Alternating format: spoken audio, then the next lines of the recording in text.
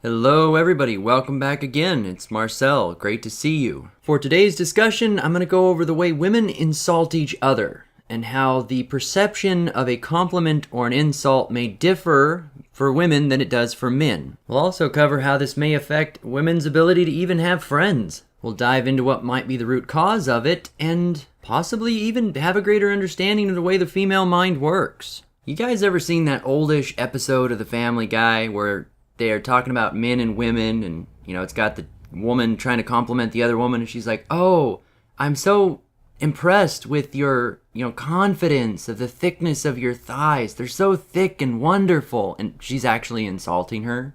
And then it switches over to the two men, and they're like, "Hey, man, that's cool." And the other was like, "Oh, thanks." And it says, "Men, they know how to be friends." Yeah, this is one of those things that people will talk about tongue-in-cheek, and they recognize that it exists, but they don't really acknowledge it or put any kind of effort into understanding it because, of course, whammons we can't discuss anything that has to do with them negatively whatsoever. Why is it that a woman cannot compliment another woman? Now, I'm sure that, a lot of people are going to come up with a whole bunch of examples as to why they can and how, but you know the type of compliments that I'm talking about. General, abstract communication, out of the blue.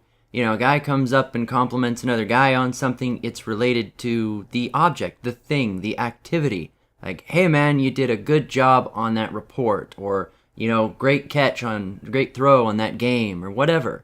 But the concept of a backhanded compliment is typically not used when it comes to men, with the exception of circumstances with, kind of obvious sarcasm, right? Come to think of it, it's a good possibility that a big part of the PUA community is just teaching men how to speak to women like women in order to get more predictable responses from them or shuffle up the narrative to where they're not on their toes with what to expect. I'm starting to think there's a deeper reason behind why women speak to each other the way that they do. That when a woman goes up and compliments another woman, she is actually insulting her based through the compliment. And I see that so commonly when it comes to females interacting that it's starting to make me think that that's part of the reason why women can't handle or don't appreciate certain kinds of compliments from men. Have you noticed that there are certain women out there, if you compliment them, they're insulted and they take it really poorly. They may even get frustrated or start to freak out. It's false accusals all around. It just depends on the level of crazy in the woman, I suppose.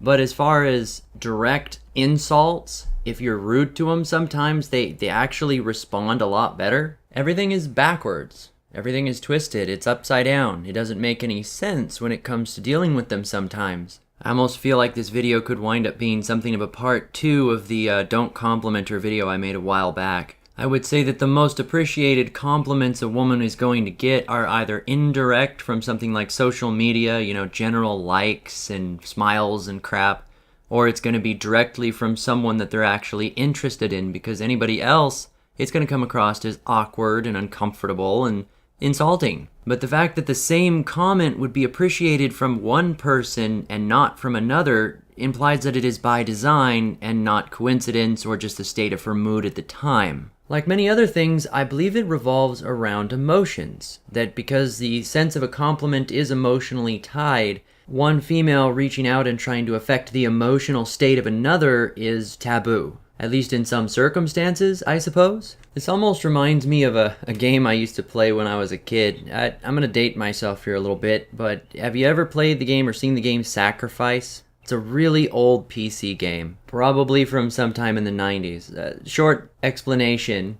is that you would have to sacrifice, these creatures you'd collect in a big altar, a shrine, for a particular god that you would be worshiping within the game for gifts. But if you wanted to win it, sometimes you would have to sacrifice one of your own creatures in an enemy's shrine for a different god, and it was considered this huge, massive insult to the other enemy, and that would cause them to lose favor with their gods, that you were able to kind of defile their shrine with your gift, your offering, despite it being intrinsically a positive thing. Sorry for the old game reference if I left you confused. When it comes to these women interacting with each other, you would think if like a woman, say, wore a really nice pair of pants, she was looking good, looking thick, and guy after guy were to walk by, all of them appreciated by her, like she wanted the compliments, were to come by and say, hey, nice pants, looking good, girl, that kind of stuff.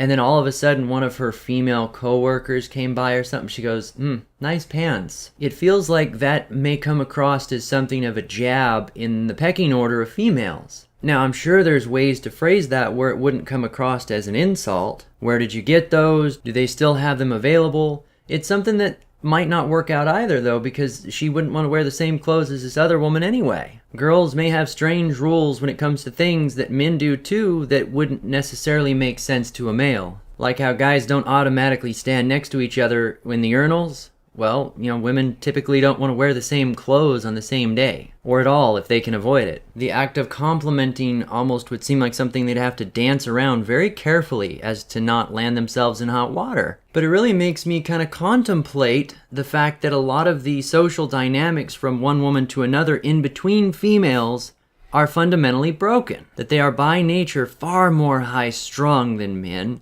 wound up, competitive. Half the time they're working together, they're at each other's throats. Now, before I have people telling me I don't know what I'm talking about, I'm not a woman, obviously, consider something. Because I'm looking back at my history, and I can't think of very many women, if any, who have actually told me that they like female company, or they appreciate other women, in a sincere way. And I'm not talking about lesbians or that kind of scenario. I'm saying they appreciate the company of other women.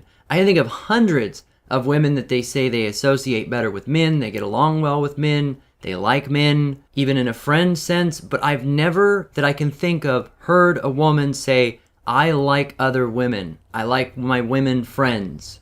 I can't think of it ever happening. Now maybe that's just me, maybe you've all had different experiences communicating with females or with other females, but I really think it's pretty rare. Now, there's a couple of reasons why that could be happening. It may be because, a man can focus on an external thing and relate to that thing as like a project or an object or something they can work with. People working on an activity together, they can focus on that thing and dissociate from it emotionally, and that kind of allows for some camaraderie around a particular subject. They can work together, they can have a focus, and that allows them to be friends. I think that a lot of my friends in the past that lasted the longest and I got along with the best were people that I had traits in common with, that we were all working on a project together. In the long term, we had similar interests. And virtually none of that was emotionally driven. We may have had a cause, but having a motivational purpose for something is different than having emotions about it. It may be possible that women using their little feelers to get around are bumping into each other and causing problems because of the way they view the world and every situation that they're in. Here's kind of an odd question. Is it even possible for more than one woman to feel happy in a closed environment? And before you dismiss it as like, oh, of course, Marcel, that's a silly question. But really think about it, though. When they start interacting together, when there's a hierarchy of, social class built within a classroom or an environment at work or something like that, can all of the women there working together be happy at the same time? They can't all be the center of attention. How does the pecking order between them when they interact cause others to feel less or lower than the one on top? At what point does the emotional instability of one bleed over into the rest of the group and destabilize the entire environment? What does a woman feel when she looks over at another woman who is happy? Does that inspire any emotions in her less than happiness? You see this in family groups as well, not just in work environments. And take, for example, a daughter competing with her mother over the attention of the father. Speaking, of course, in a platonic sense, it's not even necessarily age-related. It just happens to be that it's another female. Whereas you might not see that kind of scenario play out if they happen to have a boy together. You would think that the supposedly emotionally based sympathetic half of the human species would have a better handle on compassion and empathy. And yet more frequently, I see it as the men that are sacrificing themselves, that are putting so much work and energy into keeping everyone getting along, And half the time, it's just keeping the women separated where they don't kill each other. Now, I realize that this may be, all of it, a little bit of a mental stretch for me. Perhaps my analysis is flawed, but I really think it's worth considering. Can women even have friends in the same way that men do? Every time I think of it, I keep getting directed towards the thought that it's all self-interested for them. Now, I know some will give me the argument that everything that people do is ultimately self-interested, that humans are all by nature selfish creatures and there's no way around that, and that's a fair argument. What I'm claiming here is that by the definition of friends in the context that I'm using it, men can work together around a central concept without having it be affected by their emotional state, can enjoy each other's company and not have the success or failure of another man directly influence their capabilities or their hierarchy within the group. Now, naturally, there is a bit of competition that goes on, but how much of that revolves solely around women? Meaning gaining the attention of women or something along that lines. I would argue that that's usually the detriment of a friendship when a woman gets injected into the group as opposed to the friendship itself revolving around the woman being there, which ultimately reinforces my original claim that women can't have friends, at least not to any great level or to the same level that a male will have them. The perception of what a friend is inherently different between the genders. But is it really that much of a claim even? So much is different between the genders. The way love is appreciated, the way romance is handled, and even the roles that are taken when it comes to supporting each other or supporting a family, it's all different. So, is it really that big of a deal to claim that friends are as well? Perhaps not. Let me know down below, what do you think? Am I onto something here? Perhaps a question to the women that are out there listening, your best friend, the one that you really spend a lot of your time with. Consider why. Why is she your best friend, assuming it's a woman? Obviously, don't type anything that's going to get you in trouble, but I'm curious. What is it that makes her your best friend? What is the friendship founded on? Because I would suspect that your answers may differ greatly from that of a male's. Of course, you're most likely to answer the most socially appropriate thing as opposed to what you thought about, but you thought about it for a second, even if you're not going to say it. Interesting stuff, right? In the meantime, if you enjoyed the video, like, share, and subscribe. Check out some of the channels I have down below with green check marks, different platforms that I'm on. I hope to see you again soon. This has been Marcel.